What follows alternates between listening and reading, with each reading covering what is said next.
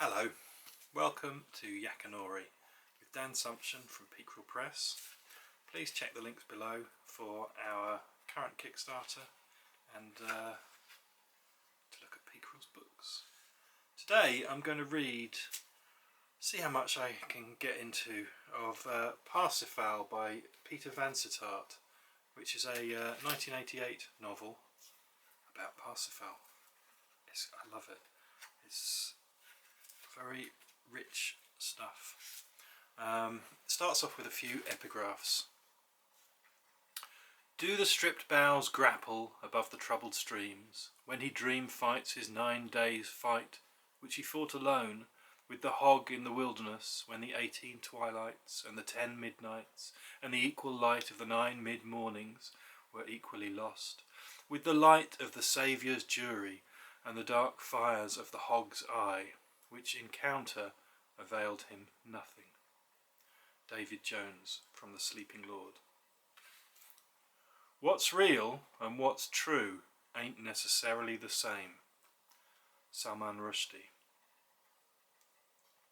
Archer had always been inclined to think that chance and circumstance played a small part in shaping people's lot compared with their innate tendency to have things happen to them. Edith Wharton. There are certain limited beings of dazzling but shallow beauty whom, to be frank, we should be quite justified in despising if it were not for the fact that they present us with the spectacle of a flawless adaptation to existence, a miraculous equivalence between their desires and the things within their reach, between their words and the questions they are asked, between their abilities and the professions they exercise.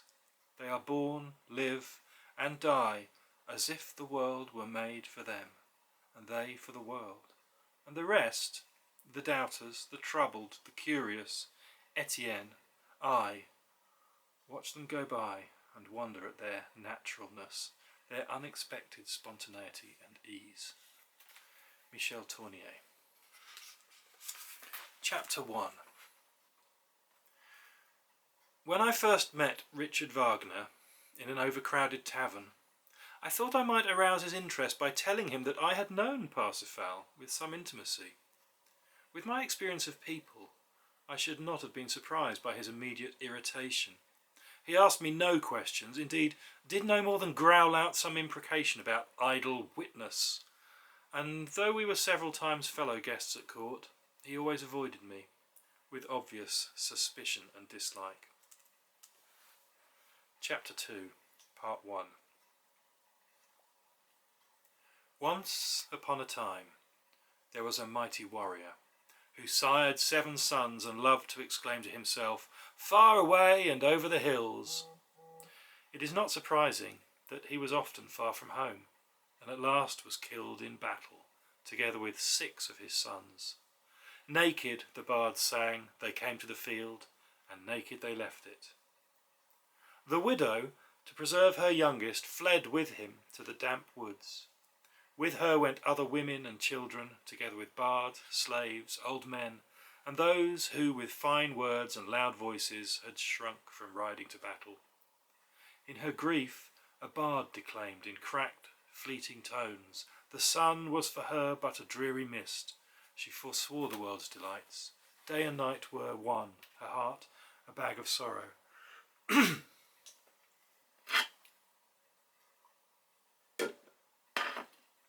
Now, she possessed this one boy, together with many pigs, and a cauldron engraved with snakes and rivers.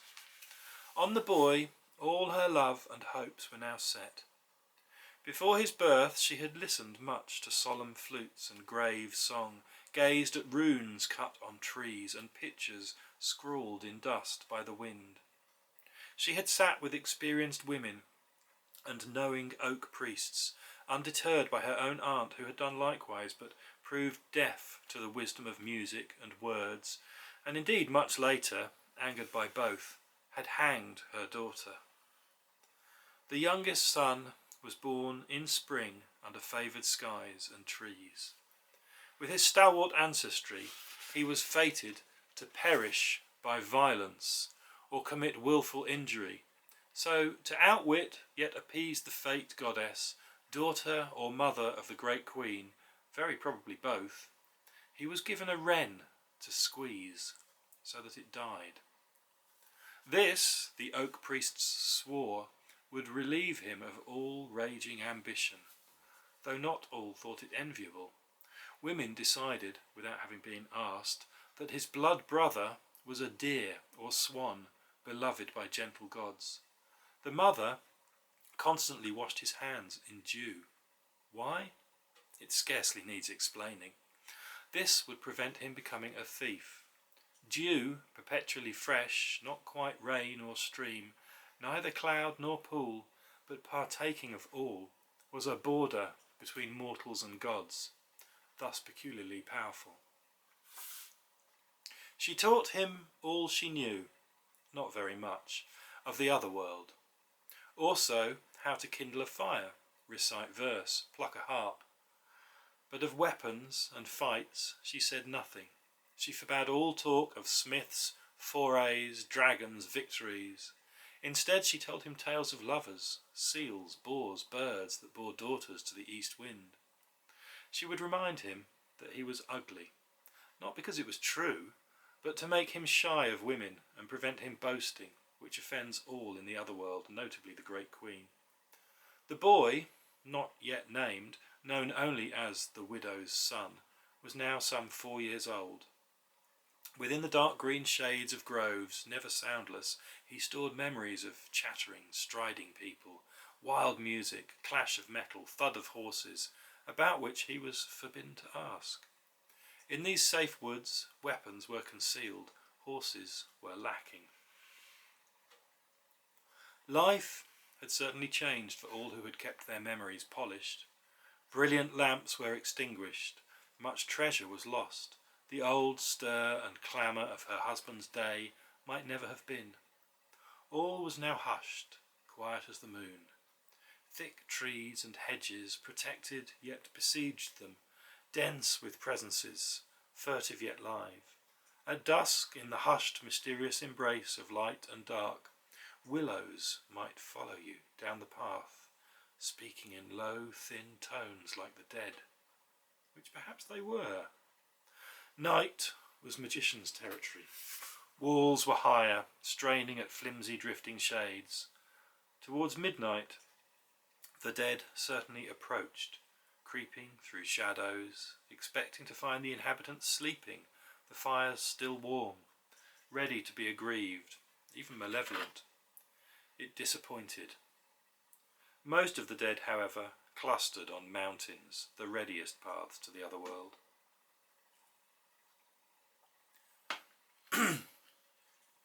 In darkness, the widow listened, very powerful, daughter of gods, but fearful, for within the apparent stillness was much fidgeting. Cross paths clasped each other, then hurried on, handmaids of the great queen, proceeding from the unseen, departing to the unimaginable, or to the great queen herself, even less imaginable. Rites were often held at crossways, invisible watchers gathering behind the air and feeding on spirits of transgressors buried beneath. Here too the dead were placated with blood from severed heads.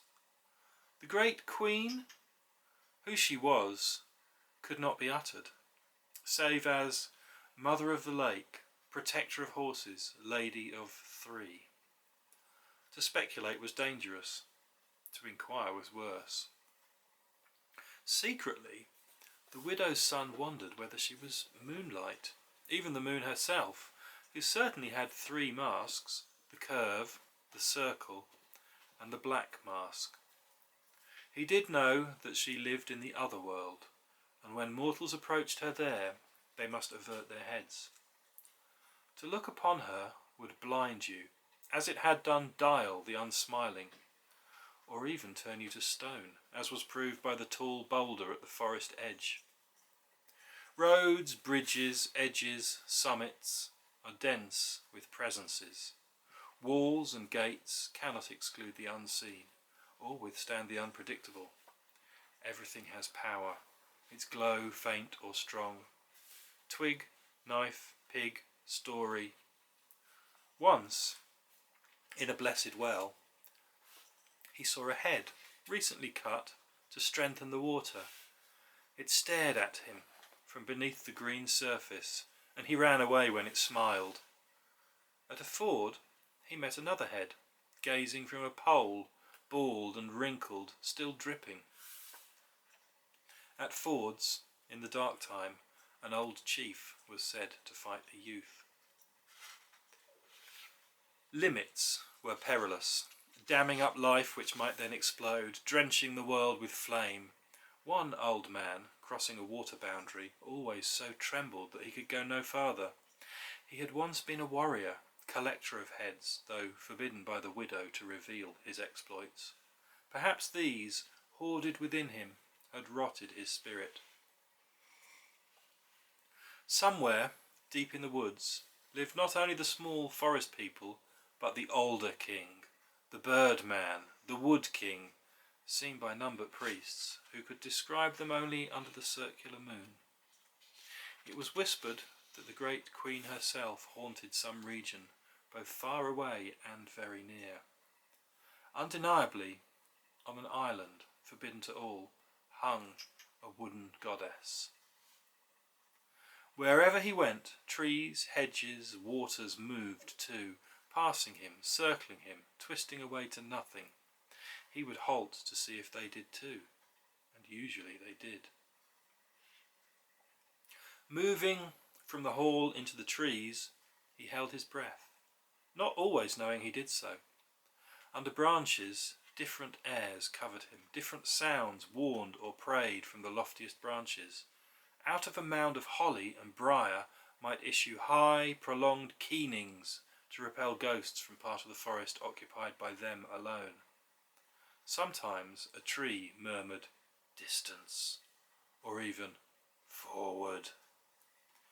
He knew that ahead, always a little ahead, was where the beloved, the great white boar, chose to leave his dung, a holy place, for boars are honoured by gods and chiefs.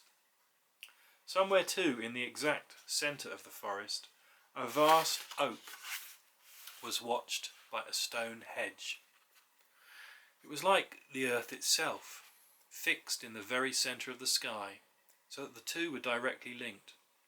If the oak were reached, the venturer could pluck shining gifts. It hovered, a promise, a dream of an isle of apples, the white boar leading you to lands beneath the earth. Occasionally you could feel, indeed see, another's thoughts, mother's fear of metal, a girl desiring an apple, an old woman scared of wolves. It was probably at this oak that every 9th year chosen ones had their throats cut, as they hung over a cauldron dedicated to the god Teutates. Strangers could thus vanish, abandoned, the priest said, by the great queen, having been proved neither gods nor messengers. Messengers had queerness. Protected, they could yet die unexpectedly, though an axe had lately been drowned for wounding a messenger. Other sacrifices were due every 7th year. There were whispers of children being eaten by wild goats, not seen again until that night between cutting time and midwinter, when mortals mingled with the dead.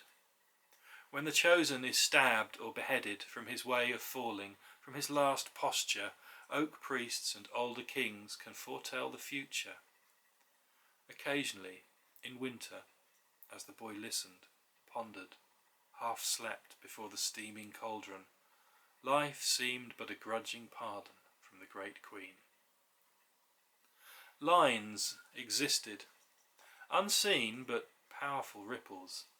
Sometimes, on these secret lines, the oak priests ordered dances to strengthen the earth, but also the dead, or, as some old fellow muttered, stamp them down deeper, for though some of the dead were welcome, others were feared. Girls, he was learning, had always to be careful, for ghosts could enter even fish, nuts, beans, which, if eaten at certain periods, might emerge as babies, children of a god, the priests believed. For whatever reasons, Mother debarred girls from the hall, so that they seemed to exist only among the poor. He knew little more about them, save that they sometimes flew out of their bodies to spy upon men. Older girls might be glimpsed crouching by fords, and because souls originated in water, theirs might be very strong. Certainly, a woman kneeling or weaving by water had to be avoided, though it was not always known why. The great queen was known to wash herself at fords. That's the end of part 1 of chapter 1. Maybe I'll be back with more later. In the meantime, please check out the description and click on the links.